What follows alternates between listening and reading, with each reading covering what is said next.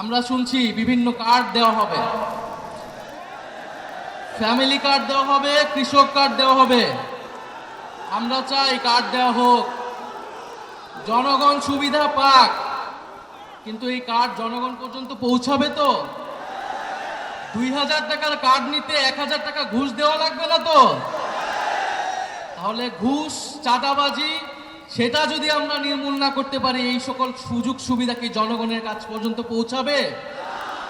একদিকে বলা হচ্ছে কার্ড দিবে, আরেকদিকে ঋণ খেলাপিদেরকে সংসদে নিয়ে যাওয়ার চেষ্টা করা হচ্ছে, নির্বাচন কমিশনকে ব্যবহার করা হচ্ছে, আদালতকে চাপ প্রয়োগ করা হচ্ছে।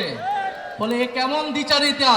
যদি প্রকৃতপক্ষেই জনগণকে সুবিধা দেওয়ার নিয়ত থাকে, তাহলে কেউ ঋণ খেলাপিকে নমিনেশন দিতে পারে না। যারা ঋণ পরিশোধ করে নাই তারা সংসদে গেলে আপনার মনে হয় তারা ঋণ পরিশোধ করবে? আর এরা আবারও ঋণ নিবে, এরা আবারও টাকা লুট করবে, এরা আবারও টাকা পাচার করবে বিদেশে। আমরা তো এই বাংলাদেশ চাই নাই, আমরা তো সেই লুটেরাদের বিরুদ্ধে গণ অভ্যুত্থান করেছি। ফলে নতুন কোন লুটেরাদের আমরা ক্ষমতায় যেতে দিব না, বাংলাদেশের জনগণ তাদেরকে ক্ষমতায় যেতে দিবে না। সংগ্রামী বন্ধুগণ, বলা হচ্ছে বস্তিবাসীকে ফ্ল্যাট দেওয়া হবে। বস্তিবাসী ফ্ল্যাট চায় নাই আমাদের কাছে, আপনাদের কাছে। বস্তিবাসী চায় নিরাপদ জীবনের নিশ্চয়তা, বস্তিবাসী চায় মর্যাদাপূর্ণ কর্মসংস্থান। বস্তিবাসীকে ঢাকা শহরে আজ পর্যন্ত যারা ফ্ল্যাট দেওয়ার অঙ্গীকার করেছে, তারা বস্তি উচ্ছেদের পরিকল্পনা করেছে। তারা বস্তিতে আগুন লাগিয়েছে, বলা হয়েছে আপনাদেরকে ফ্ল্যাট দিব, আপনারা বস্তি থেকে উচ্ছেদ হন। আমরা আল্লাহ না করুক হয়তো এই ধরনের কোনো প্ল্যান নাই।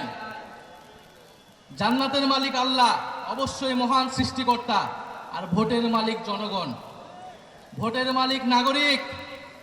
দেশের মানুষ বুঝে যাবে আরো দ্রুতই যে কারা নির্বাচনের আগে প্রতারণা করছে, কারা দেশের মানুষকে ঠকাচ্ছে, কারা সংস্কারের বিরুদ্ধে অবস্থান নিচ্ছে।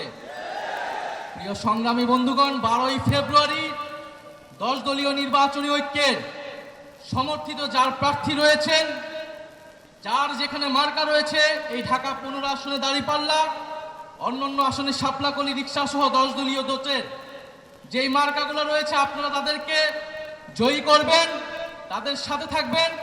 আমরা ঐক্যবদ্ধভাবে বৈষম্যের বিরুদ্ধে, দুর্নীতির বিরুদ্ধে আর ইনসাফের পক্ষে আমরা নতুন বাংলাদেশ গড়ে তুলব। শেষে যাওয়ার আগে আরেকটি কথা, এবারে নির্বাচন শুধু সরকার বদলের নির্বাচন নয়, দেশ বদলের নির্বাচন। এবারের নির্বাচন ক্ষমতা পরিবর্তনের নির্বাচন নয়, ক্ষমতার কাঠামো পরিবর্তনের নির্বাচন। ফলে নির্বাচনের সাথে আরেকটা গণভোটও আছে, এটা অনেক দল ভুলে যায়, কিন্তু আমরা ভুলি না, জনগণও ভুলবে না। ফলে গণভোটে আমরা কি দিব?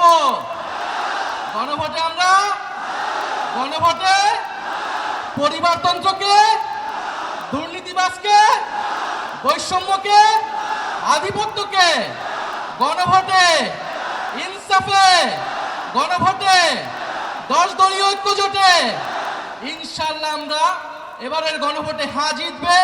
10 দলীয় নির্বাচনী ঐক্য জয়লাভ করে সরকার গঠন করবে এবং বাংলাদেশকে সামনের দিকে নেতৃত্ব দিবে। ইনকিলাব জিন্দাবাদ। আসসালামু আলাইকুম।